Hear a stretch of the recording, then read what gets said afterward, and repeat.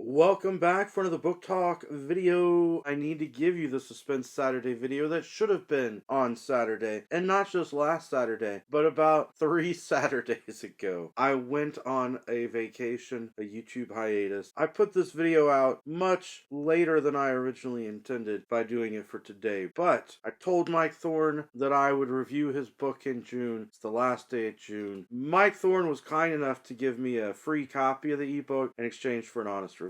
Here's the video. Here we go. Mike Thorn's Dark Hours Extended Edition is an absolutely wonderful collection of short stories in the horror genre. If you enjoy scary stories, especially ones that freak you out, then this is a collection for you to read. And I'm glad to actually be putting the video out on Writer Wednesday because he includes writer's notes after each story. And that is part of the real gem that makes this collection so wonderful. After the short stories, there is a collection of essays about the horror genre, talking about horror films and all that. And actually, in the author notes after each story, Mike Thorn tells you what horror films and stories helped inspire that story. So it's really neat to be able to read that. That a lot of other booktubers, YouTubers, horror tubers have put out awesome, amazing video reviews of this. I will link down below. Kayla Lenzen, I thought, had maybe the most spectacular review of this book, and she linked to other people who had done reviews and to more information about the author, Mike Thorn. You can click on Kayla's video below and then click on the links that go with that. Also, I'm really glad that I watched Lady Jane Books' review before I read all of the stories, because one of the stories in this collection is about a man who eats hair, and it is absolutely disgusting, and I was glad. I was glad that I had been warned ahead of time just how gross and out there that the story was going to be. Though, here is my funny story about reading this collection. I went and got my vaccine shot, and you know how when you go, they give you the shot, and then they tell you you have to wait 15 minutes, kind of to be observed, to make sure that you don't have some extreme immediate reaction to the vaccine. And so I was sitting there, and I had brought my Kindle with the ebook with me. So I had the book on my Kindle, and I was reading it post-shot, and I read the story about this guy eating people's hair and obsessing over the hair, and it just got so bizarre and so disgusting.